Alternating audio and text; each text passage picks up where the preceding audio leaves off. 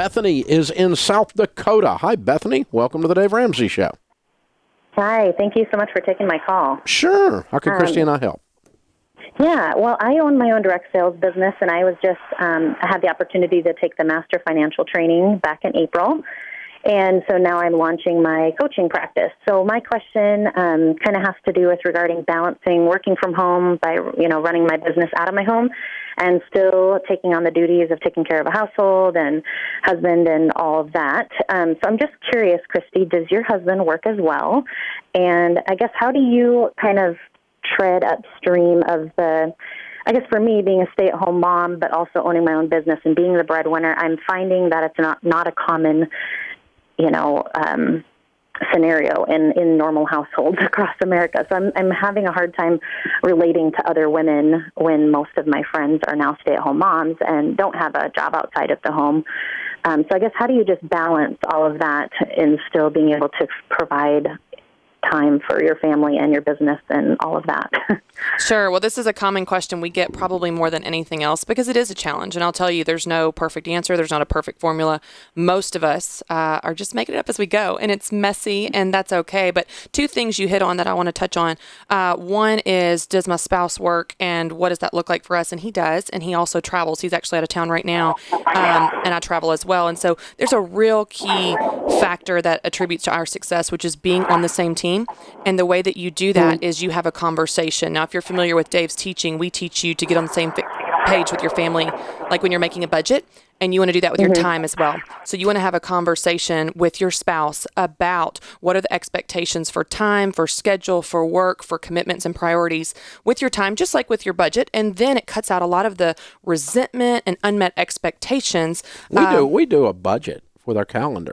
It's the same thing. Sharon says, let's do calendars. And she's got one of those old-fashioned 2-page day-at-a-glance things that handwritten that she gets out. And, all right, let's see where we're going to be this week and next week. And I laid my whole tour schedule out for the spring. Right. And it's all on there. And then we review it every so often. But every so often, she says, get your computer. We're going to do calendars. Because mine's on a computer. Hers is on that stupid daytimer thing. But I mean, you have to budget your time like you do your money. You do. And the thing is, you can make more money, but you can't get more time. Your time is finite. My husband right now is in Texas. He comes home today and I leave on Friday and I'm gone to LA. And so you have to be very intentional or it'll get away from you. The other thing that you asked though, Bethany, is you were talking about how you really manage this when working from home.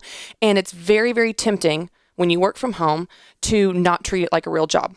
You stay in your pajamas till 2 p.m. The day gets away from you. You get distracted with chores. You have got to treat your business like a real job, and you set a schedule. You have a space that you honor and you protect. You wake up. You have a time that you go to it, and you treat it like you have a real job because otherwise it won't happen. And so having those kind of boundaries will help you be successful.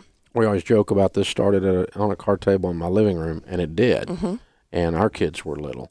And you're right. I had to learn to get up like I've always gotten up, 5 or 6 o'clock in the morning, and take my shower, get dressed, go to work, and that meant walking down to the living room. I didn't walk in there in my house shoes, and I didn't walk in there, wearing my gym shorts or whatever. I went in there and sat down, went to work, and there's something about that. Even with little kids, it signaled them that the day had changed. Yes, and that's off limits, and that they're not allowed to be standing just outside that door screeching while I'm on the phone with some guy trying to do a deal in New York, Well, and it gets you in the right mindset. When you take a shower and put on clothes and get ready for the day, you sit down to your computer or your workspace more energized and focused and ready and committed to do the work versus just kind of wandering in and out in your pajamas. I know it sounds fun, and once in a while that's fine, but if you don't take it seriously, your work is not going to be serious. And the other thing that you always say when you're teaching on this subject is, wherever you are, be present.